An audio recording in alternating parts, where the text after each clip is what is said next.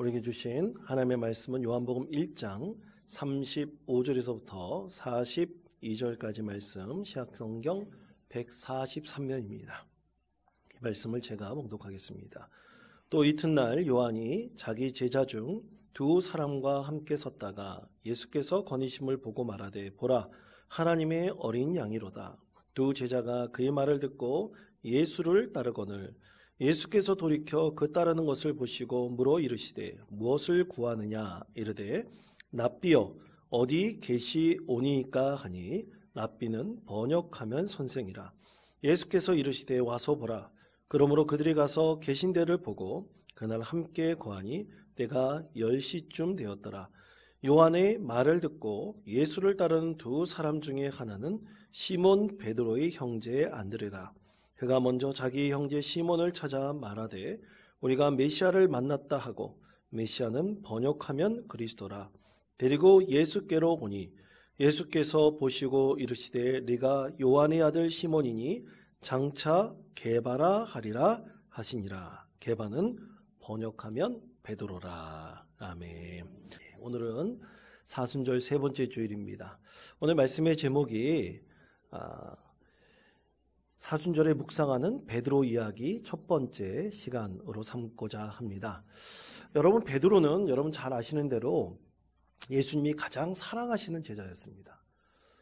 여러 명의 제자들이 있었지만 또 오늘 말씀을 기록한 사도 요한도 있었지만 이 베드로는 예수님께서 그에게 천국 열쇠를 맡기시겠다 할 정도로 베드로를 참 사랑했습니다. 그러면 뭐 때문에 사랑했을까요? 여러분, 성경 말씀에 보면 베드로가 성격이 좋은 사람으로 나옵니까? 성격이 안 좋은 사람으로 나옵니까? 별로 안 좋은 사람으로 나옵니다. 여러분들보다 성격이 안 좋고 급한 사람으로 나옵니다. 그런데 우리 예수님께서는 베드로를 사랑하셨고 베드로에게 천국 열쇠를 주신다고 하셨습니다. 그리고 베드로는 처음부터 단단한 든든한 반석 같은 믿음을 가진 사람이 결코 아니었습니다. 예수님을 3번이나 부인했던 사람이었죠. 그러나 그는 거듭나서 단단한 반석, 그의 이름 같은 단단한 바위덩어리 같은 믿음의 사람이 되었고 우리 예수님의 말씀 그대로 그는 교회를 여러 곳에 세워나가는 든든한 교회의 기초가 되었습니다. 그래서 여러분, 이 사순절 기간 한 4주 정도 우리가 이 사순절 기간과 종료주일까지 이 베드로에 대한 하나님의 말씀을 함께 나누고자 합니다. 여러분, 말씀을 나누실 때 여러분 우리 주신 이 말씀을 한번 한 주간 동안 묵상해 보시고 묵상 가운데 하나님께서 주신 은혜가 있다면 그 은혜를 여러분 심령 가운데 새기시고 그 은혜로 하나님 은혜 가운데 거할 수 있는 복된 성도 되시기를 바랍니다. 여러분이 그때 저에게 참 배려를 해주셔서 성지순례 갔을 때 참 여러 군데를 돌아다니면서 이 성경에 이론적으로 알았던 것, 그것과 참 다른 실제적인 성경 안에 있는 내용들을 제가 깨닫게 되었습니다. 그래서 성지순례라는 것은 참 그런 맛이 있구나라는 것을 다시 한번 생각하게 되었는데 그 중에서 제가 알지 못했던 사실을 깨닫게 된 한 곳이 있었습니다. 여러 곳도 그랬지만 그 중에서 가장 인상적이었던 것 중 하나가 바로 가버나움이었습니다. 여러분, 가버나움이 어떤 곳일까요? 가버나움은 갈릴리 호수가 굉장히 큽니다. 그 호수 북쪽에 있는 도시로서 예수님의 제2의 고향이라고 할 수 있는 곳이었습니다. 이곳에서 예수님께서는 참 많은 사역을 하셨고요. 또 가버나움은 베드로가 벳세다 사람이었지만 결혼 이후에 가버나움으로 옮겼는데 그 가버나움에 이 베드로가 살고 있었던 집터가 있었습니다. 자, 사진을 한번 봐주시면 이 사진은 가버나움에 있는 회당의 모습입니다. 유대인들이 가는 곳엔 곳곳에 회당을 세웠죠. 근데 회당을 보십시오. 사진을 보시면 좁은 장소입니까? 넓은 장소입니까? 회당이 굉장히 큽니다. 기둥도 참 많이 있습니다. 우리 교회보다 더 큰 아주 넓은 회당을 모습을 보여주고 있고요. 또 그리고 그 다음 사진에 보면 저 밑에 부분이 바로 베드로의 집터입니다. 그 위에 있는 것은 건물인데 성당이라고 합니다. 교회라고 합니다. 유대인들, 특히 이스라엘 땅에 가면 성경이 증거하고 있는 곳곳마다 뭐가 있을까요? 교회가 세워져 있습니다. 모든 종파의 교회가 다 세워져 있습니다. 그런데 이 베드로의 집터 바로 옆에 가버나움의 회당이 있었습니다. 자, 이것을 봤을 때 한번 여쭤보겠습니다. 그럼 베드로의 형편이 괜찮은 사람일까요? 가난한 어부였을까요? 예, 두 가지 얘기가 나오는군요. 여러분, 베드로는 참 부자, 그러니까 우리가 생각할 때 부자라 그러면 요즘 TV에 영향이 있어서 그런지 뭐 신데렐라 신드롬 같이 무슨 재벌집, 우리가 보통 그렇게 생각합니다. 수백억을 갖고 있는 사람처럼 생각을 하는데 그 정도는 아니고요. 당시 어부들은, 예수님 시대 때 이 어부들은 꽤 괜찮게 살고 있었던 사람이었던 것 같습니다. 그래서 당시에 물고기를 사 먹을 수 있었던 사람들은 좀 돈을 갖고 있는 사람들이었거든요. 그렇기 때문에 베드로도 그런 장사를 하는 어부였기 때문에 꽤 잘 사는 사람이었고요. 먹는 것에 근심 걱정이 없었던 사람이었습니다. 그리고 베드로의 집터라고 하는 바로 그 옆에 회당이 있었으므로 이 베드로는 회당에 가서 자주 하나님의 말씀을 듣고 토론도 하며 배웠던 사람이에요. 그래서 나중에 베드로가 전 세계를 돌아다니면서 각 초소의 교회를 세울 때 이 언어적으로나 지식적으로나 큰 어려움이 없었을 것이다. 그렇게 추정할 수가 있습니다. 그래서 이 가버나움이라는 곳은 예수님의 제2의 고향이었고, 또 성경 말씀을 쭉 읽어보면 예수님의 공생의 90% 정도가 다 가버나움에서 이루어졌습니다. 예를 들어 본다면 아까 베드로의 집터 있지 않습니까? 그 베드로의 집터를 혹자는 장모의 집터라고 얘기를 하기도 합니다. 그러면 베드로의 장모가 어땠습니까? 열병을 앓았죠. 그때 예수님께서 마태복음의 말씀에 보면 직접 베드로의 장모를 찾아가서 그의 병을 치유해 주었습니다. 그리고 회당이 있지 않습니까? 여러분, 회당과 관련된 아주 유명한 예수님의 기적 이야기가 있어요. 그건 뭡니까? 중풍병자를 고친 이야기죠. 예수님께서 회당에서 말씀을 전하실 때 중풍병자의 친구들이 그 중풍병자를 침대채에 가지고 와서 회당 지붕으로 끌어올려서 회당 지붕을 뜯고 중풍병자를 그 침대채에 내려놓지 않습니까? 그때 예수님께서 치유해 주셨습니다. 아까 보신 사진의 회당이 바로 그곳이라고 합니다. 참으로 놀라운 기적이 이 가버나움에서 굉장히 많이 일어났습니다. 예수님께서는 이렇게 가버나움에서 참 많은 복음을 전하시고 또 많은 기적을 일으키셨는데, 여러분, 그 기적 중에 최고의 기적이 과연 무엇일까요? 그것은 사람을 치유하는 것도 있었지만 사람을 변화시킨 것입니다. 사람을 새롭게 한 것입니다.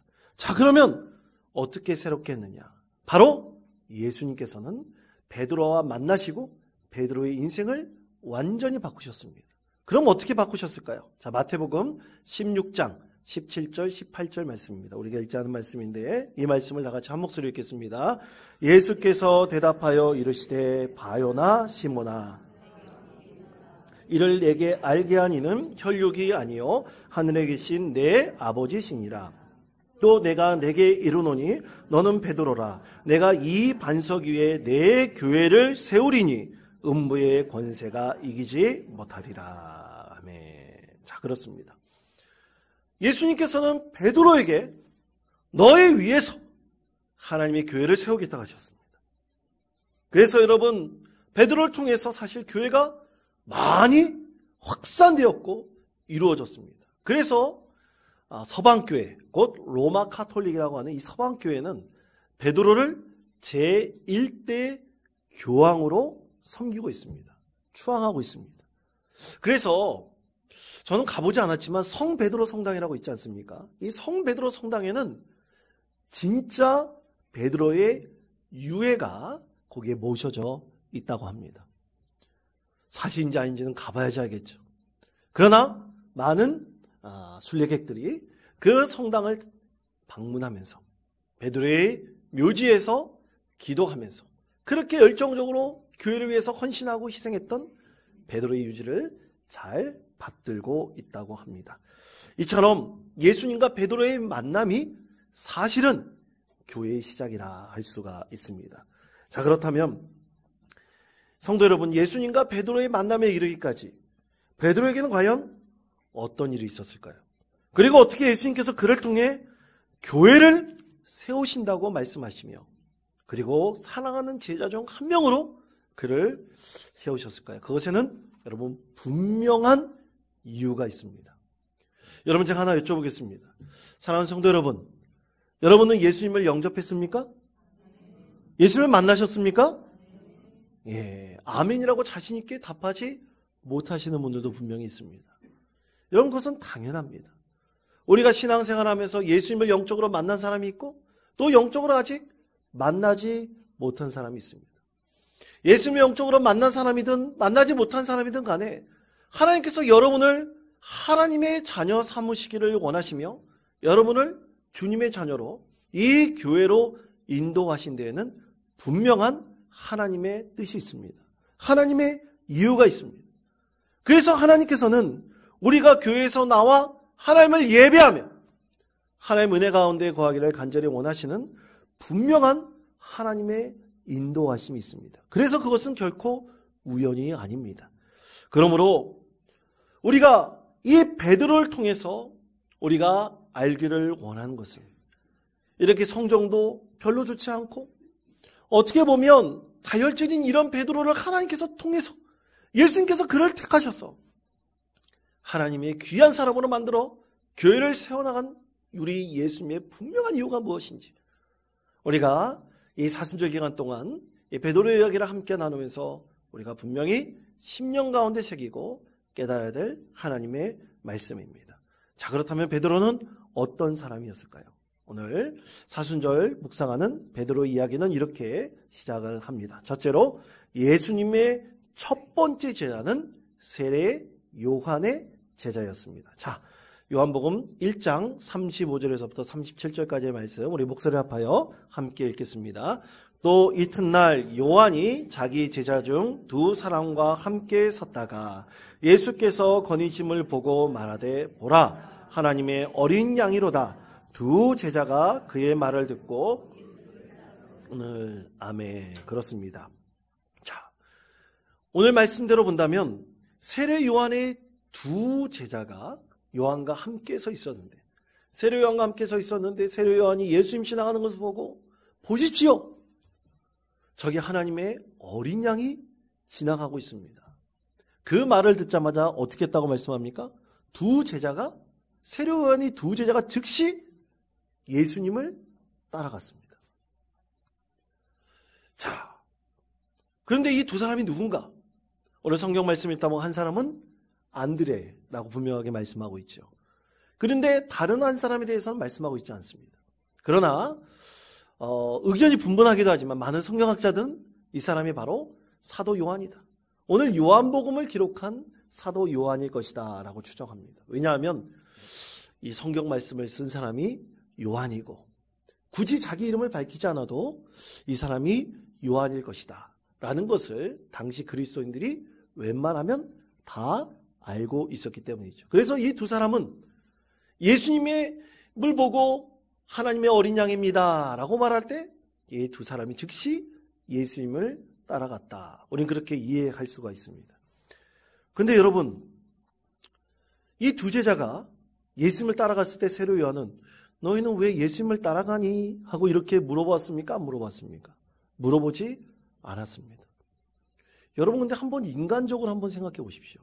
예를 들어서 원통에 있는 어떤 학원이 있단 말입니다. 그 학원에 다니는 학생이 원장에게 원장님, 전 내일부터 다른 학원으로 옮기겠습니다.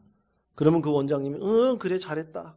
너 다른 학원 가라. 이렇게 말할까요? 아니면 원장이 저 학생 둘이 왜 다른 학원을 가려고 할까?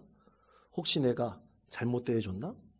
저 학원은 우리 학원보다 별로 숫자도 많지 않고 실력이 별로인 것 같은데 왜 저 학원을 가려고 하지?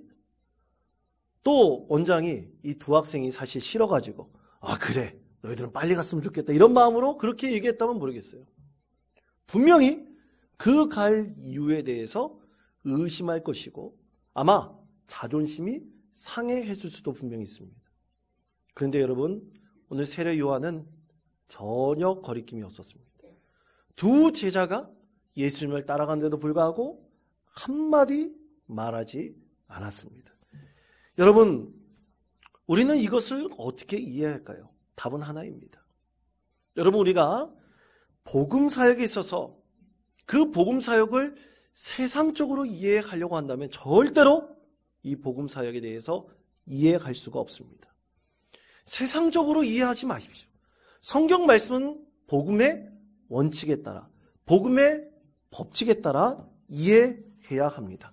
자, 그러면 여러분, 세례 요한은 어떤 사람입니까? 성경에서는 이렇게 말씀합니다. 마태복음 3장 1절에서 3절까지 말씀입니다. 그때 세례 요한이 이르러 유대 광야에서 전파하여 말하되 회개하라, 천국이 가까이 왔느니라 하였으니 그는 선지자 이사야를 통하여 말씀하신 자라. 일러스되 광야에 외치는 자의 소리가 있어 이르되 너희는 주의 길을 준비하라, 그가 오실 길을 곧게 하라 하였느니라. 아멘. 자, 세례 요한은 자신에 대해서 뭐라고 고백하고 있습니까? 주님의 길을 예비할 사람이라고 자기의 정체성을 분명히 하고 있습니다. 복음의 길을 예비할 사람입니다. 그 사명이 세례 요한에게 주어졌습니다. 그런데 세례 요한이 예수님을 보면서 바로 저분이야말로 하나님의 어린 양입니다 라고 고백했을 때 제자 두 사람이 세례 요한을 떠나 예수님을 따라갔다는 것 거리낌이 있지 않습니다. 당연히 그래야 되는 것이죠. 당연히 예수님을 따라가야 되는 것입니다. 예수님이 가시는 그 길을 예비할 자로 왔기 때문에 그 복음의 법칙에 따라, 그 원칙에 따라 세례 요한은 그대로 행동하며 그대로 하나님께 기도하였던 것입니다. 여러분, 요즘 한국 교회에 큰 위기를 맞이했다고 많은 분들이 얘기를 합니다. 최근 기독 공부에 실린 한 뉴스가 있었는데요. 한국의 그 탈종교화, 그러니까 우리 종교뿐만 아니라 우리 기독교뿐만 아니라 다른 종교에도 탈종교화가 굉장히 심해지고 있다. 그렇게 해서 위기를 맞고 있다. 모든 종교가 위기를 맞고 있다. 이렇게 진단을 했는데요. 실례로 2012년 우리나라 전체 인구의 종교의 인의 인구가 몇 %였었느냐. 당시에는 55.1%였다고 합니다. 그런데 2023년 1월 10년이 지난 다음 조사해 보니까 36.6%였다고 합니다. 그중에서 개신교인 인구는 2012년도에 22.5%였었는데 올해 1월 조사해 보니 15%로 7% 이상 감소했습니다. 카톨릭은 10%에서 5%로 감소, 완전히 반토막이 났습니다. 그리고 불교는 6% 정도 감소했다고 보도하였습니다. 그러니까 그 중에서도 기독교 인구가 카톨릭과 개신교를 합쳐본다면 굉장히 많은 비중으로 감소했다는 것을 알 수가 있습니다. 여러분, 그러면 이걸 그냥 내버려둬야 될까요? 그냥 아무런 방법이 없으니 그냥 내버려두는 것이 합당한 것입니까? 그렇지 않습니다. 복음의 법칙과 원칙은 분명합니다. 복음의 원칙은 끊임없이 확장해 나가고 복음 증거를 해야 합니다. 최선을 다해야 됩니다. 그렇게 열매를 맺는 것이 복음의 원칙입니다.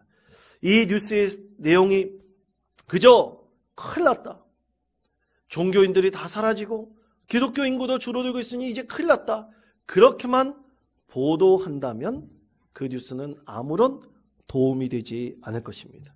그러나 그것에서 한 방향을 통해서 복음의 원칙을 세우고 제시하는 것이 있었습니다. 이 통계에서 10명 중 3명, 그러니까 그리스도인들 중 10명 중 3명은 가나안 성도로 갑니다. 이것은 개신교나 카톨릭도 마찬가지입니다. 가나안 성도가 뭡니까? 자기는 그리스도인이라고 말하지만 교회에 나가서 예배드리지 않는 성도들을 말하죠. 그 퍼센테이지가 10명 중 3명으로 늘어났다고 했습니다. 그러면 분명합니다. 앞으로 코로나의 시대를 지나고 2023년부터 앞으로 교회가 집중해야 될 것은 이 주일 예배가 더욱더 하나님의 은혜로 충만하며 많은 분들이 그 예배에 나올 수 있도록 인도해야 되는 것입니다. 그리고 두 번째는 교회의 공공성과 그리고 섬김을 강화하는 것이라고 했습니다. 그리고 세 번째는 친교와 공동체성을 강화하는 것입니다. 그리고 앞으로 나아갈 목회의 방향에 대해서 분명하게 제시했습니다. 이렇게 공동체성을 강화하고 예배를 강화해야 될 때 반드시 해야 될 목회의 방향은 오직 다음 세대를 준비하는 것이라고 이 보고서는 보고하고 있었습니다. 다음 세대를 준비하지 않는다.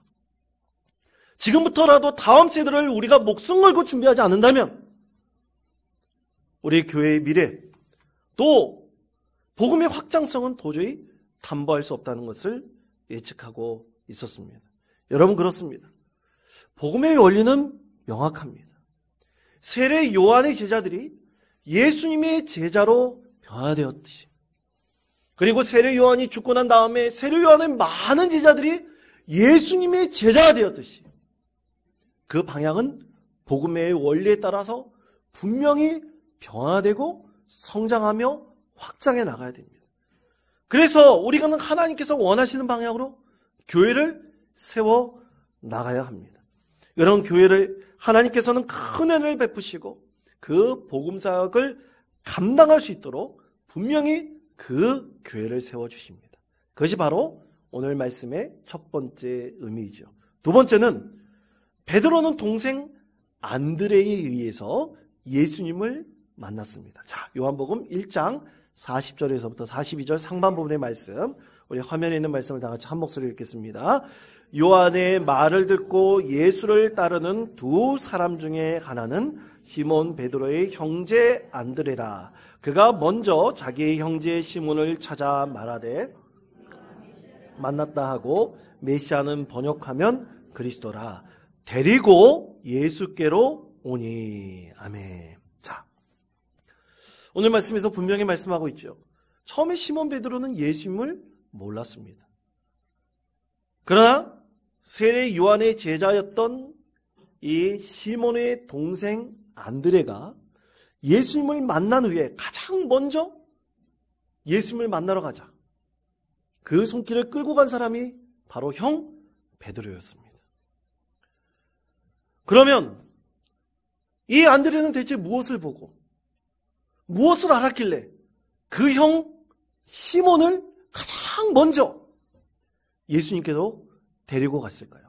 자, 그것에 대해서 요한복음 1장 39절은 이렇게 말씀합니다. 이 말씀 제가 읽겠습니다. 예수께서 이르시되 와서 보라. 그러므로 그들이 가서 계신 데를 보고 그날 함께 거하니 내가 10시쯤 되었더라. 아멘. 자, 10시쯤이라는 것은 오후 4시입니다. 자, 예수님께서 지금 와서 보라고 한 사람들은 누굴까요? 바로 세례 요한의 두 제자 안드레와 요한, 사도 요한이었습니다. 두 사람에게 예수님께서 와서 보십시오. 그럼 뭘 보라고 했을까요? 두 사람을 예수님이 초대했습니다. 초청했습니다. 와서 무엇을 보라고 했을까요? 가버나움에 있는 예수님의 집이 저 집이 참 우리 집보다 넓고 잘 살고 있나? 오늘날 따져본다면 참 아파트가 참 멋있나? 그 집에는 멋진 자동차가 있고 멋있는 비싼 가구들이 있나? 예수님이 이것을 보라고 했을까요? 아닙니다. 예수님께서 와서 보십시오 라고 했을 때 두 사람이 와서 본 것은 분명했습니다. 여러분, 요한복음 1장 41절에서 뭐라고 말씀하고 있나요? 요한복음 1장 41절 다시 한번 보여주시기 바랍니다.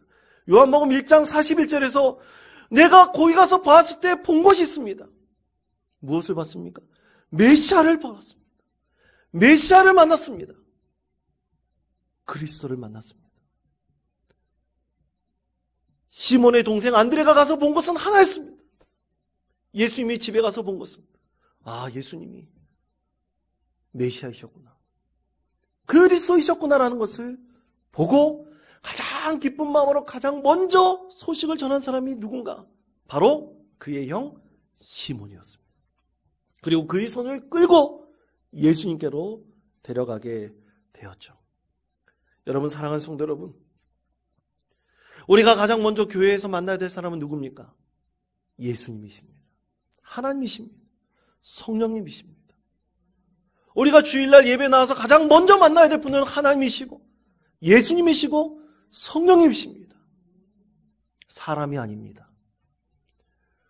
제가 전에 섬기던 교회에 연세 많으신 한 분이 계셨는데 한 10분이나 15분 전쯤 교회 오시면 그분은 가장 먼저 만나는 사람들이 있었습니다. 성도들이 있었습니다. 일주일 동안 궁금한데 만나지 못했던 분들에게 가서 어이, 잘 지냈는가? 어떻게 지냈어? 무엇을 하고 지냈습니까? 그렇게 곳곳을 돌아다니면서 먼저 인사하고 자리에 앉으셨습니다. 그리고 기도하셨습니다. 자, 성도 여러분, 우리가 가장 먼저 나와서 우리의 마음을 고여야 될, 만나야 될 분은 누굽니까? 하나님이십니다. 예수님이십니다. 성령님이십니다. 가장 먼저 주일날 나와서 하나님, 주님의 자녀인 제가 주님 앞에 나왔습니다. 한 주간 동안 죄 가운데 살았습니다. 한 주간 동안 하나님 말씀대로 살지 못했습니다. 주님 앞에 나왔사오니 주님 만나주시고 은혜를 베풀어 주시고 내 죄된 마음을 깨끗게 하여 주시고 한 주간도 예배를 통해서 샘을 얻을 수 있도록 인도하여 주옵소서. 우리는 가장 먼저 하나님을 만나야 됩니다. 그렇게 고해야 됩니다. 그리고 성도들 가운데 주님의 은혜를 함께 나눠야 됩니다. 오늘 안드레는 내가 메시아를 만났습니다. 그리스도를 만났습니다. 그러면서 가장 먼저 그의 사랑하는 형 베드로를 예수님께로 데려갔습니다. 바로 이렇게 예수님을 만난 사람이 그에게 가장 사랑하는 사람을 만나게 해주었고요. 이렇게 예수님과 베드로의 만남을 통해서 교회가 시작이 된 것입니다. 복음이 시작이 된 것입니다. 사랑하는 성도 여러분, 우리 인생에 있어서 가장 중요한 문제는 누구를 만나느냐입니다. 교회 안에서는 반드시 예수님을 만나야 됩니다.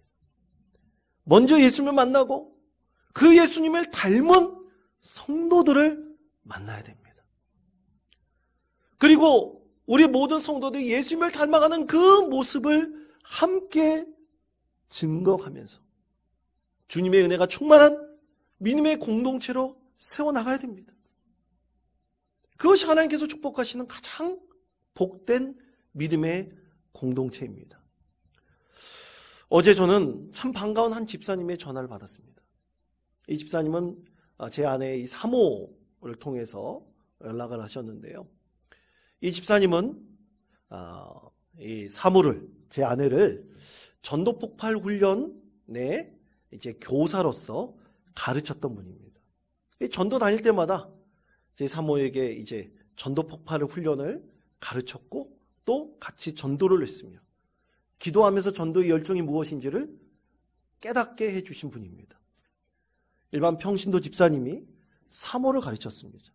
참으로 대단하신 분이죠. 그런데 그분 집사님의 아들이 이 군인인데요. 이제 대위입니다. 이제 양구의 한 부대에 부임하게 되었는데 우리 교회로 이제 등록하겠다는 것입니다. 그래서 목사님, 이제 어제는 이사를 했고 이제 며칠 지난 다음에 신방을 해달라고 그렇게 연락이 왔습니다. 얼마나 반가웠는지 모릅니다. 그 집사님의 남편은 제가 사역훈련할 때, 제자훈련이 사역훈련이 있는데 이 사역훈련할 때 제가 가르쳤던 분입니다. 그런 안수 집사님과 그 집사님이니 얼마나 반가웠겠습니까? 그러면서 제가 그 집사님이 그렇게 말씀드렸습니다. 그래요, 집사님, 저희 교회 오십시오. 저희 교회 참 좋은 교회가 되어가고 있습니다 라고 권면드렸습니다. 좋은 교회라고 말하지 않고 좋은 교회가 되어가고 있다고 말씀드렸습니다. 여러분, 양구는 여기서 30분이 넘게 걸립니다. 그리고 양구에 우리 교회보다 두세 배 더 큰 교회들이 있습니다. 그런데 그 교회 방문하지 말고 그 교회 교인이 되지 말고 우리 교회 좋은 교회라고 좋은 교회가 되어가고 있다고 소개시켜드린 이유는 정말 그렇게 되어가고 있다고 제가 믿기 때문입니다. 여러분 그렇게 믿으십니까? 믿으십시오. 그리고 그렇게 만들어 가십시다. 그런 분들이 오셔서 이곳에서 신앙이 성숙해지고 성장할 수 있도록 우리 모두가 예수님을 닮아가고 예수님의 닮은 사람으로 성장해가는 믿음의 성도 되시기를 축복합니다. 그래서 여러분 아무나에게 그냥 아무 교회 소개시켜 주지 마세요. 그쪽으로 이사를 갔으면 그쪽 지역에 이 교회에 있다 말씀하지 마십시오. 그러나 여러분이 신앙생활하는 이 원통교회가 우리가 좋은 교회로 성숙해가는 교회로 되어가고 있다면 과감하게 우리 교회를 소개시켜 주십시오. 그래서 여러분이 그분을 책임지십시오. 믿음의 교회로 세워갈 수 있도록 여러분이 양육하시고 또 많은 분들과 교제하게 하시고 그래서 우리 교회가 참으로 아름답고 복된 믿음의 공동체가 될 수 있도록 여러분 인도해 주시기를 바랍니다. 여러분 이제 새가족이 오시면 우리 식당에서도 새가족이 함께 앉을 수 있는 새가족 자리를 좀 마련했으면 좋겠습니다. 새가족 오시면 얼마나 낯선지 모릅니다. 화장실 가기도 무섭습니다. 그런 분들과 함께 교제하면서 식사도 함께 하면서 교회 소개해 주시고 그리고 서로 이야기를 나누며 잘 오셨다고 권면 한마디만 한다면 웃는 얼굴로 한번 보여주기만 한다면 그것이 그들에게 얼마나 큰 힘이 될 수 있겠습니까? 이렇게 교회에 잘 정착하여 함께 성숙해가며 믿음의 공동체를 이룰 때 하나님께서 그 교회 가운데 반드시 은혜를 베풀어 주실 것입니다. 마지막 세 번째로 예수님과의 만남은 베드로의 인생을 자체를 바꿨습니다. 자, 요한복음 1장 42절 하반부분의 말씀입니다. 이 말씀 우리 다 같이 한 목소리로 읽겠습니다. 예수께서 보시고 이르시되 내가 요한의 아들 시몬이니 장차 게바라 하리라 하시니라. 게바는 번역하면 베드로라. 아멘. 자, 오늘 말씀을 보십시오. 예수님께서는 시몬을 만나자마자 뭐라고 했습니까? 내 이름은 앞으로 뭐라고요? 게바 베드로라. 내가 부르겠습니다. 앞으로 내가 너를 그렇게 부르겠다 말씀하셨습니다. 시몬은 헬라식 이름이죠. 그런데 그 헬라식 이름으로 베드로스.